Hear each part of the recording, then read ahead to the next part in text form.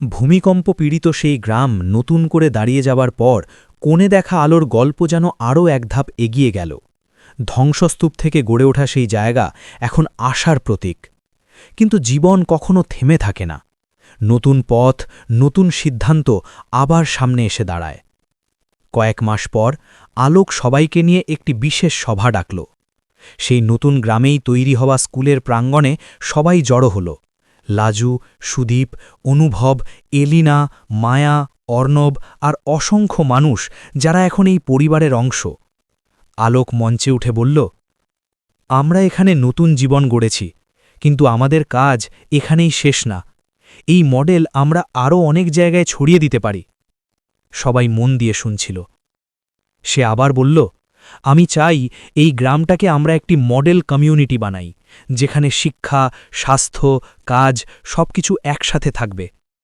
সুদীপ মাথা নেড়ে বলল, এটা সম্ভব, কিন্তু এর জন্য আমাদের অনেক বড় পরিকল্পনা দরকার।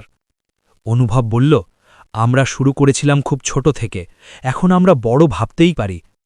লাজু মৃদু হেসে বলল, যদি আমাদের উদ্দেশ্য সঠিক থাকে, পথ আমরা খুঁজে নেব। এই সিদ্ধান্তের পর তারা কাজ শুরু করল। এদিকে সোহা, যে ছোট্ট মেয়েটি একসময় সব হারিয়েছিল, এখন ধীরে ধীরে সবার প্রিয় হয়ে উঠেছে। সে খুব মন দিয়ে পড়াশোনা করে আর অন্য বাচ্চাদের সাহায্য করে।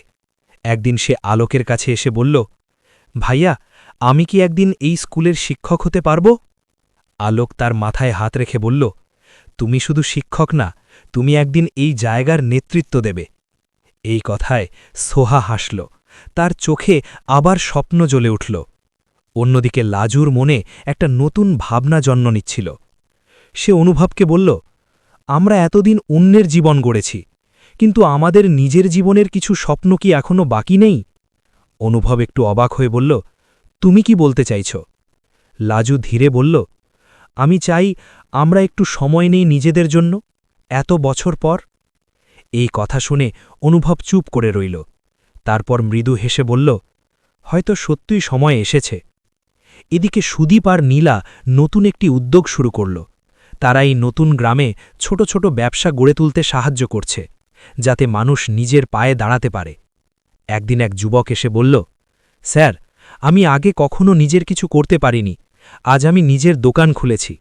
সুদীপ হাসল, এটাই তো আসল সাফল্য।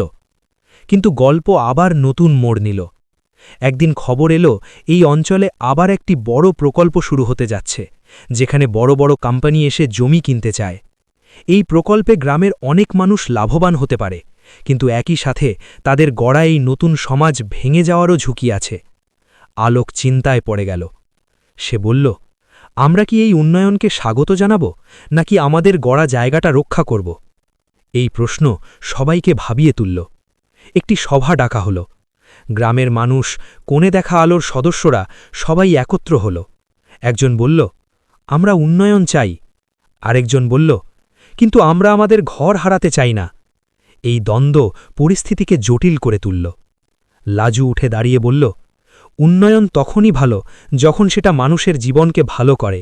যদি সেটা আমাদের ভেঙে দেয়, তাহলে সেটা উন্নয়ন না।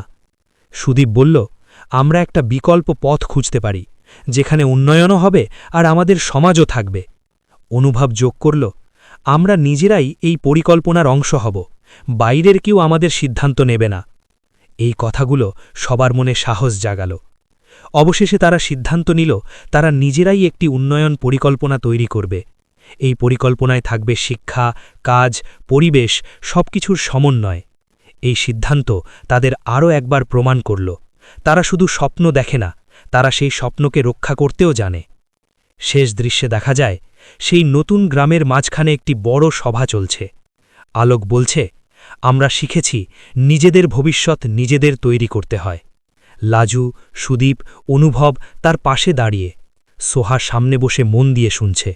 সূর্যের আলো চারপাশে ছড়িয়ে পড়ছে। লাজু ধীরে বলল, এই আলো শুধু শুরু। সুদীপ বলল, এটা একটা নতুন পথ। আর অনুভব শেষবারের মতো বলল, আর এই পথ কখনো থামবে না। এইভাবে গল্প আবার এগিয়ে চলে, নতুন সিদ্ধান্ত, নতুন স্বপ্ন আর নতুন আলো নিয়ে।